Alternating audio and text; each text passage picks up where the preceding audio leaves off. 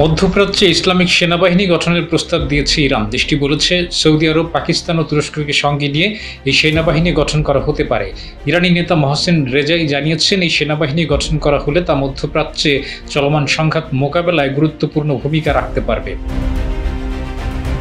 Iran বলছে, মুসলিম দেশগুলোকে ঐক্যবদ্ধ হয়ে আত্মরক্ষা ও নিরাপত্তা নিশ্চিত করতে এই পদক্ষেপ নেওয়া হচ্ছে। যদিও বিশেষজ্ঞরা বলছেন, যদি ইসলামিক সেনাবাহিনী গঠিত হয় তাহলে মধ্যপ্রাচ্যে ক্ষমতার সমীকরণে নতুন মোড় নিতে পারে এবং সংঘাত আরও বিস্তার লাভ করার আশঙ্কা রয়েছে।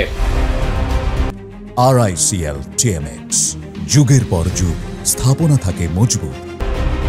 ইসরায়েলকে লক্ষ্য করে 17 জুন মঙ্গলবারও ক্ষেপণাস্ত্র হামলা ছুড়েছে ইরান। এর আগের দিন সোমবারও ইসরায়েলের গুরুত্বপূর্ণ শহর তেল আবিব ও বন্দরনগরী হাইফায় অন্তত 5 জন নিহত ও বেশ কয়েকজন আহত হয়। হামলায় ঘরবাড়িতে অগ্নিকাণ্ড ও বিদ্যুৎ কেন্দ্রে ক্ষতি হয়েছে। হামলায় যুক্তরাষ্ট্রের দূতাবাসও ক্ষতিগ্রস্ত হয়। মঙ্গলবার পঞ্চম দিনের মতো ইসরায়েল ও ইরানের মধ্যে উত্তেজনা রয়েছে, যদিও তা 16 জুনের মতো নয়। শুক্রবার 13 জুন অন্তত 200 যুদ্ধবিমান নিয়ে ইরানে হামলা করে ইসরায়েল। সে সময় ইরানের পারমাণবিক স্থাপনা সহ অন্তত 100 লক্ষ্যবস্তুতে আঘাত করা হয়। ওই হামলায় ইরানে নিহত হয় 78 জন। এরপর ইরান ইসরায়েলে পাল্টা হামলা হিসেবে 370টি ক্ষেপণাস্ত্র ছুড়েছে। ইরানের হামলায় ইসরায়েলে 24 জন নিহত হওয়ার খবর পাওয়া গেছে।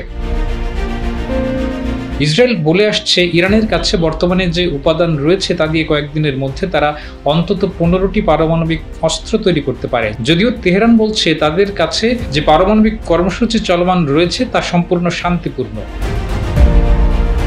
সৌদি আরবের ক্রাউন প্রিন্স মোহাম্মদ বিন প্রেসিডেন্ট পেজেকশিয়ানের সঙ্গে ফোনে কথা বলেছেন। ওই ফোনালাপে সৌদি আরবের ক্রাউন মোহাম্মদ বিন সালমান এর আগে ইরানের প্রেসিডেন্ট মাসুদ পেজেকশিয়ানের সঙ্গে ফোনে কথা বলেছেন। ওই ফোনালাপে সৌদি পরবর্তী বাদশাহ জানান, ইরানের পাশে থাকবে সমগ্র মুসলিম বিশ্ব এবং ইরান সাহসিকতার সাথে ইসরায়েলের হামলার মোকাবেলা করবে, এটা সৌদি আরব চায়।